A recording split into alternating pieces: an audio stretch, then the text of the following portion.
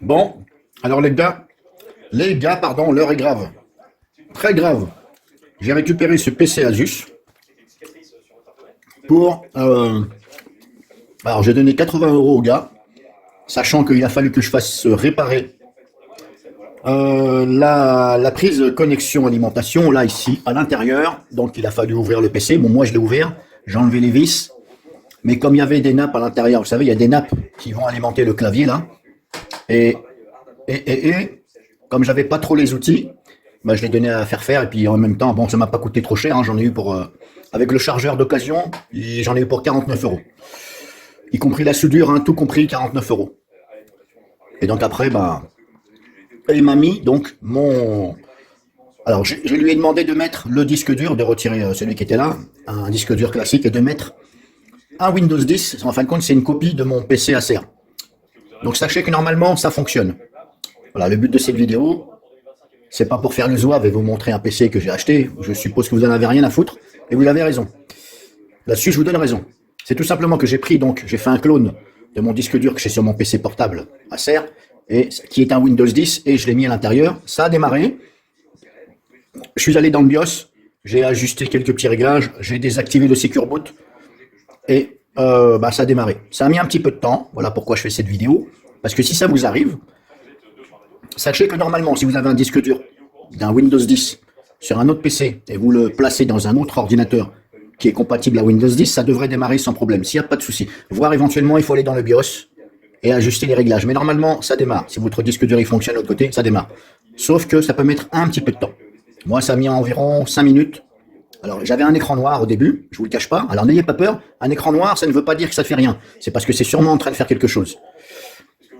C'est sûrement en train de, peut-être de mettre des pilotes à jour, etc., etc.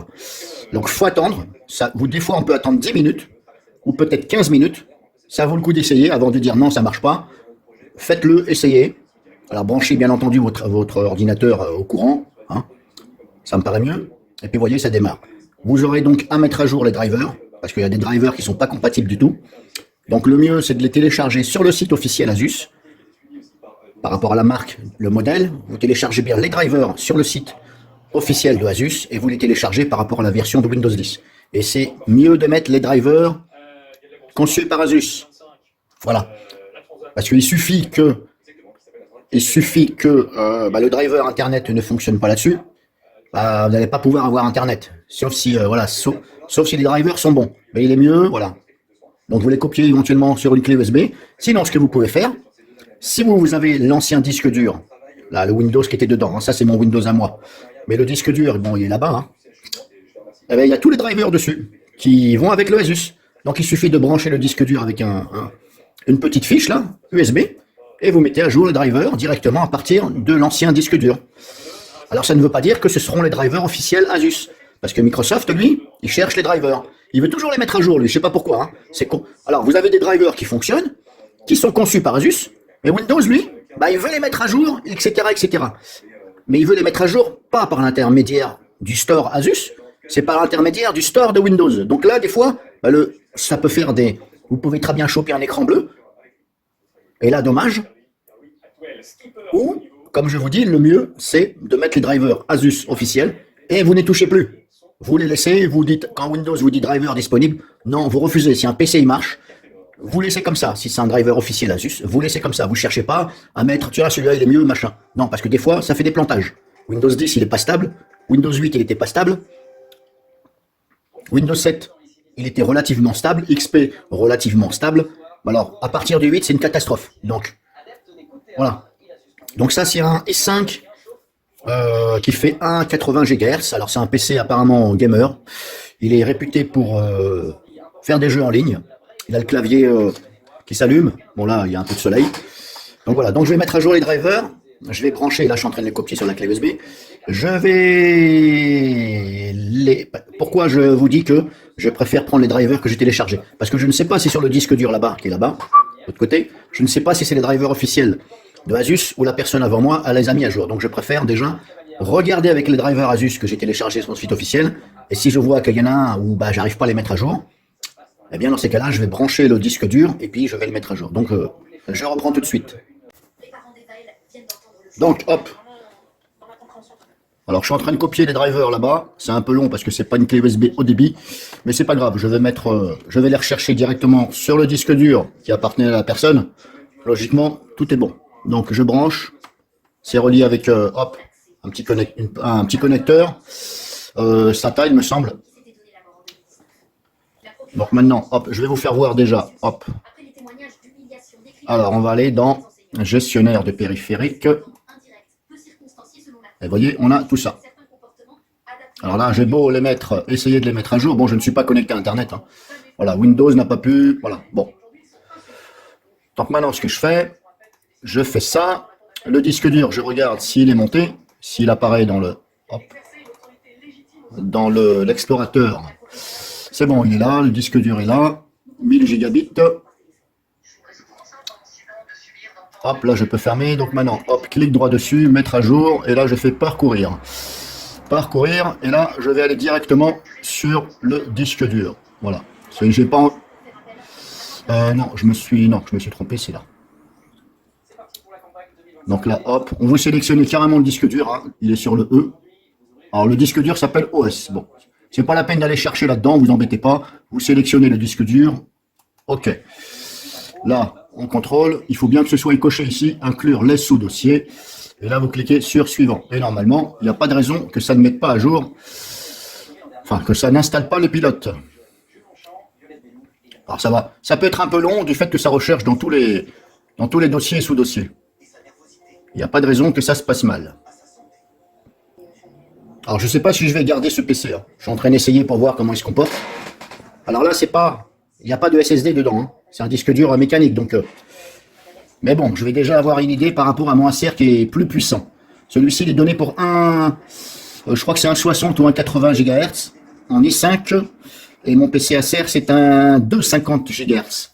Donc, normalement, mon Acer, il est plus rapide. Là, il faut attendre. Hein. Faut pas dire, bah non, ça trouve pas. Non, faut attendre, ça peut être un peu long. Donc, il va falloir faire ça sur chaque ligne où il y a un triangle jaune. Alors, vous attendez, bien entendu, que ça trouve le pilote. Et peut-être que les 4 premières lignes que vous voyez ici, elles vont peut-être disparaître les 4. Ça veut dire que bah, c'est bon. Donc, à chaque fois qu'il y aura un triangle jaune, bah, vous recommencez. Clic droit, recherchez sur le disque dur, etc. etc. Il ne faut pas que vous ayez de triangle jaune. Si vous voyez un triangle jaune, ça veut dire que le driver n'est pas installé. Donc c'est bon, il a mis à jour le pilote. Je ferme la fenêtre. Et là, il me reste encore donc 3 lignes. Alors vous pouvez aussi, de temps en temps, après que vous avez installé le pilote ou quelques pilotes, vous cliquez ici en haut, tout en haut là, ici, et vous faites rechercher. Voilà, ça ne coûte rien. Là, bah, donc je recommence. Hop, mettre à jour. Parcourir mon poste. Là, ça a dû rester tel que c'était. Suivant. Et là, bah, vous faites ça à chaque fois. Et vous redémarrez l'ordinateur, bien entendu, après. Alors, si vous avez un écran bleu, pendant que vous faites ça, normalement, il n'y a pas d'inquiétude. Il va y avoir éventuellement un écran bleu avec erreur, machin. Donc là, pas d'inquiétude. Vous attendez que Windows il a fini de collecter les données pour envoyer, pour savoir qu'est-ce qui s'est passé. Il va y avoir un petit truc. Ensuite, bah, vous l'éteignez, bah, vous forcez l'extinction. Vous restez appuyé sur la touche Power. Et puis vous le rallumez. Et normalement, entre parenthèses, bien entendu, comme c'est du Windows, c'est pas du Linux. C'est totalement différent. Windows, il plante beaucoup plus souvent que Linux. Et bah, vous redémarrez, puis vous essayez de regarder. Comme je vous dis, ça peut très bien faire un écran noir pendant quelques secondes, ne vous inquiétez pas. Donc là, pareil, hop, mettre à jour, vous faites ça ainsi de suite, parcourir mon poste, suivant. Donc là, c'est bon, j'ai tout mis à jour. Enfin, à jour, pardon, j'ai tout. J'ai installé les pilotes manquants, on va dire ça comme ça. Là, je redémarre, sachant que, comme je vous ai dit, c'est pas un SSD, donc ça prend un petit peu de temps pour redémarrer. Alors, si vous voulez aller dans le BIOS, dès que l'ordinateur démarre, vous appuyez plusieurs fois sur la touche échappe. Plusieurs fois, vous tapotez, vous appuyez, vous lâchez comme tac, tac, tac, dès que vous le mettez en route. Avant de voir ça, bien entendu. Hein. Donc vous allez dans le BIOS, chose que je vous invite à faire, si vous mettez un autre disque dur Windows 10 dans un autre ordinateur, parce que les réglages, eh ben, il faut retourner régler. Le BIOS, c'est indépendant, hein, ce n'est pas dans le disque dur, c'est dans la carte. Donc ce que je peux vous conseiller, si c'est par exemple S'il y a aussi Linux, d'installer sur le disque dur, eh bien d'aller dans les options de démarrage, les options de boot, et de placer en boot 1 le système d'exploitation que vous voulez. Si vous voulez Linux, bah, vous mettez en 1, boot 1. Si vous préférez que ce soit Windows, vous mettez boot 1 Windows. Et boot 2, Linux par exemple. Si vous utilisez aussi une clé USB auquel vous avez installé Linux dessus, il faut désactiver le Secure Boot dans le BIOS. Et je vous invite éventuellement à désactiver le démarrage rapide que vous avez dans le BIOS de Windows 10. C'est mieux de désactiver le démarrage rapide. Il y en a qui préfèrent le laisser quand ils ont un disque dur mécanique. Sur un SSD, ça ne sert à rien. Personnellement, moi, je désactive. Même si c'est un disque dur mécanique, je désactive le démarrage rapide.